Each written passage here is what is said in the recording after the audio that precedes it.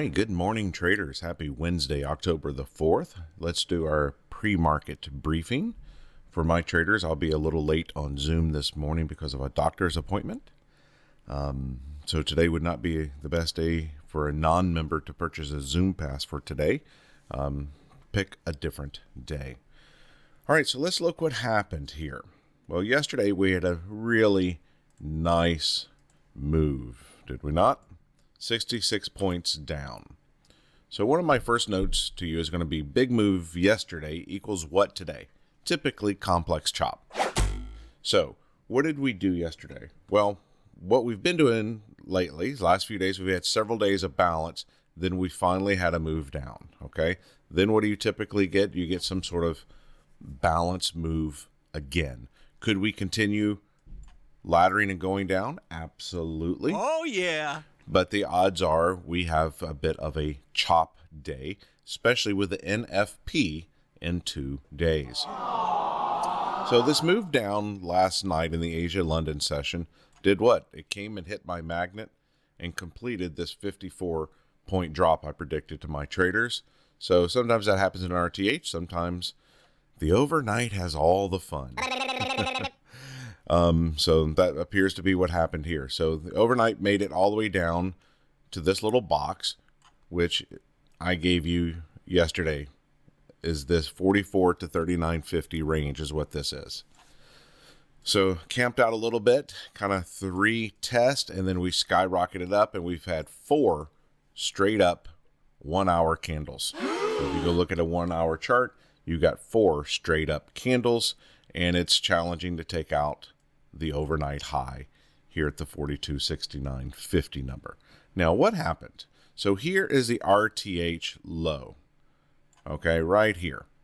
So the overnight took out the RTH low and is now back within range. All right, that's not very bearish, to be honest. Bearish would be that we open up down here. Aha! This thing kept coming down, but that's not what happened. We went back up. Now, this half back is really important. Today, I would have this 84.125 number on your chart. It's half of the range. So here's yesterday's range. If you took 50% of that, that's the half of the range. This would be the first warning shot to me, to bears, of careful, because the risk of short covering is going to get higher the higher up we go. Now, nothing really changes. The bears are in control till we reclaim this 94 that we talked about earlier in the week. Let me move this over. This 94, where the breakdown occurred. Yesterday, if you remember, I said if we take out 94, we're going down. Drop and give me 20. And we certainly did. So now what must happen? 94 has to be overtaken by the bulls. So this range here, this 94 to 4,300 is a battleground. And then above that, the battleground is this 35 region that we kept bumping our heads against, finally lost. Then we lost the origin. So really cool stuff there. So these are the 3 levels that I gave you in yesterday's morning briefing. I would have these final 2 on your chart. Nice. I'd also be aware of 94. I'd be aware of 4,300. I'd be aware of halfback. Fantastic. So when price breaks out of a major level, it typically retests that level and has some sort of bounce. I'm not telling you to take that short, because the risk of short covering is really high. The most violent price action known to man is short covering. Aha! The short squeeze. It squeezes and traps people, and sellers and bears want to just get out. Because what do the markets tend to do over time? Over time, markets tend to go up. Okay? So the market loves to trap bears. No! You got lots of bears down here. So whenever this market decides to turn around, there's going to be a rapid short squeeze, short covering, trapping bears, and they are all running for the door. So risk of short covering, high. So London took out the Asia low just by a little bit, but it did not take out the overnight high yet, which is interesting. So that remains a very good target for RTH, doesn't it? Let's hear it. It absolutely does. Let's zoom in here a little bit closer. It looks like it matched it perfectly.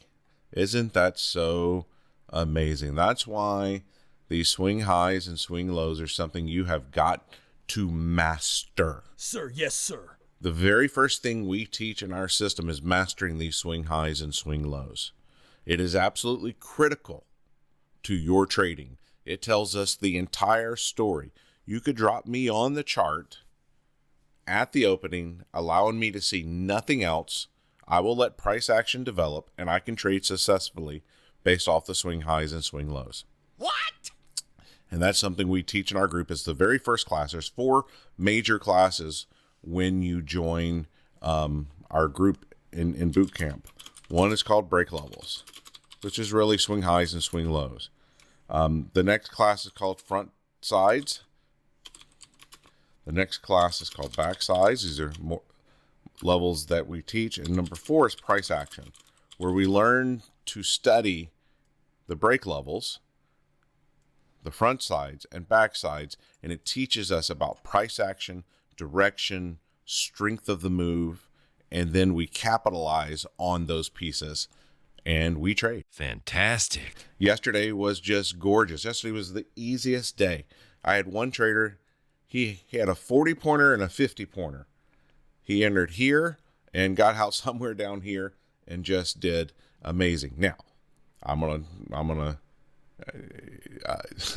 he knows what I'm going to say here. I love you, buddy. But he did one thing that I don't recommend. He entered here before the news event. There was a red folder news event happening, and he had entered. We did have a major level setting right there.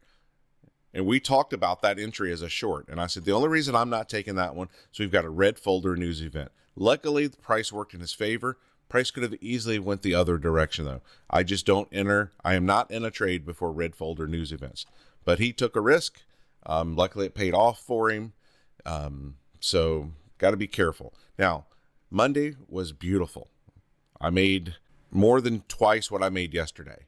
But yesterday was also fantastic. I don't judge my success by how much money I make on a day. I judge my success based on how did I trade. Did I have any trader errors? For example, I resisted that short. I consider that a successful no trader error. The guy who took this trade, I told him I would count that as a trader error, because that is not a repeatable process to be in a trade before a red folder event. That is not a repeatable success model. So trader error there. So what I do is I judge myself based off, did I make errors? And when I make errors, I publicly announce it in my Zoom of where I screwed up. So the last 2 days have been super easy. I would expect today not to be so super easy. 2 days before NFP. Once again, I recommend on this particular week, you trade a little smaller. It's no big deal. You don't need to knock it out of the ballpark, especially Wednesday, Thursday, and Friday. Big move yesterday. Today's likely chop. You've got to be careful with this zone here. What's going to happen here? What's going to happen at half back? And then have these levels marked on your chart for if we move lower. Once again, not necessarily bounce levels, but they could be. And I meant to say this yesterday morning.